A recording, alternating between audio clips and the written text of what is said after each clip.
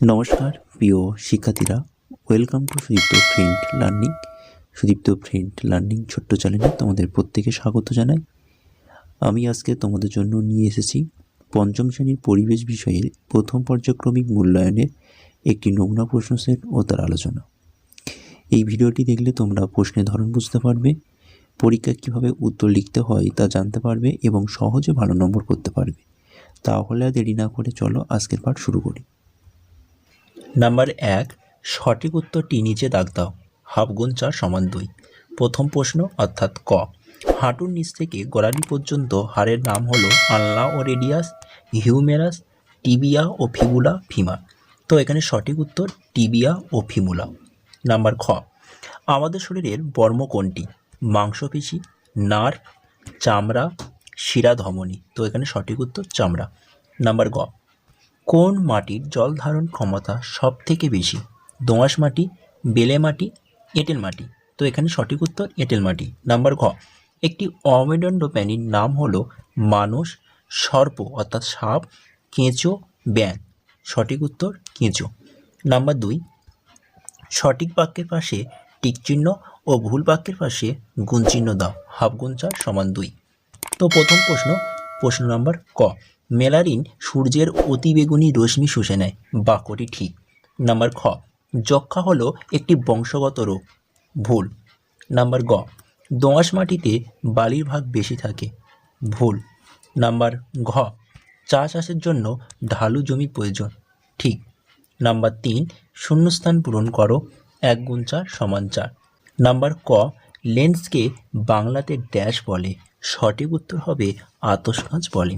Number খ, dash গাছের আকর্ষ দেখা যায়। লাউ গাছের আকর্ষ দেখা যায়। নাম্বার গ, ড্যাশ মাটির সজীব জৈব উপাদান। কেঁচো মাটির সজীব জৈব উপাদান। নাম্বার ঘ, হাঁস পুষলে ড্যাশ পাওয়া যায়। তো এখানে সঠিক উত্তর হবে হাঁস পুষলে ডিম পাওয়া যায়। নাম্বার 4, বাম হস্ত ও ডান হস্ত মেলাও। হাফ গুণ 4 সমান 2। যক্ষা রোগ। সঠিক উত্তর হবে ডট চিকিৎসা। নাম্বার খ, বেলে মাটি, বালির ভাগ বেশি। নাম্বার গ, কুকুরের নখ ধারালো, সূর্যের আলো, ভিটামিন ডি। চলো নাম্বার 5, নিচের প্রশ্নগুলির একটি বাক্যে উত্তর লেখো। 1 গুণ 4 সমান 4। প্রথম প্রশ্ন, মেরুদণ্ড প্রাণী কাকে বলে? যেসব প্রাণীর দেহে মেরুদণ্ড আছে তাদের মেরুদণ্ড প্রাণী বলে, যেমন মাছ, ব্যাঙ, সাপ ইত্যাদি।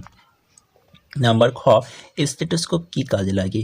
হৃৎপিণ্ডের স্পন্দন শুনতে স্টেথোস্কোপ কাজে লাগে। নাম্বার গ, অস্থিসন্ধি কাকে বলে? অস্থি কথার অর্থ হচ্ছে হাড় এবং সন্ধি কথার অর্থ হচ্ছে জোড়। এক কথায় হাড়ের জোড়কে অস্থিসন্ধি বলে। নাম্বার ঘ, ORS তৈরিতে কী কী লাগে? ORS তৈরি করতে জল, নুন এবং চিনি প্রভৃতি জিনিস লাগে। নাম্বার 6, নিচের প্রশ্নগুলির উত্তর লেখো। 2 গুণ 3 সমান 6। প্রথম প্রশ্ন অর্থাৎ ক, জলাশয় দূষিত হয় কিভাবে? নাম্বার 1, চাষের জমিতে অত্যধিক ব্যবহৃত রাসায়নিক সার জলাশয়ে এসে মিশলে। নাম্বার 2, জলাশয়ে গবাদি পশু স্নান করানো, কাপড় কাচা, বাসন মাজা ইত্যাদি। নাম্বার 3, কলকারখানার বর্জ্য এসে সরাসরি নদীতে মিশলে। চলো পরের প্রশ্ন অর্থাৎ নাম্বার খ, মেলানিনের 2টি কাজ লেখো। নাম্বার 1, মেলানিনের কাজ ত্বকের বর্ণ গঠন করা। নাম্বার 2, অদৃশ্য অতিবেগুনি রশ্মি শোষণ করে দেহত্বকের ক্যান্সার প্রতিরোধ করা। নাম্বার গ, কলেরা রোগের লক্ষণগুলি লেখো। নাম্বার 1, কলেরা রোগের পায়খানা চাল ধোয়া জলের মতন হয় এবং এতে আঁশটে গন্ধ থাকে। নাম্বার 2, বমি হয় কিন্তু জ্বর কখনো হয় না। তো এটি ছিল ক্লাস 5ম শ্রেণীর ফার্স্ট ইউনিট টেস্ট অর্থাৎ প্রথম পর্যায়ক্রমিক মূল্যায়নের পরিবেশের প্রশ্নপত্র। সুতরাং এই প্রশ্নপত্রটি তোমাদের কাজে লাগলে অবশ্যই ভিডিওটি তোমাদের বন্ধুর কাছে বেশি করে শেয়ার করে দিও। চ্যানেলে নতুন হলে অবশ্যই চ্যানেলটিকে সাবস্ক্রাইব করে নিও। টাটা, বাই বাই, ভালো থেকো, সুস্থ থেকো। Thank you.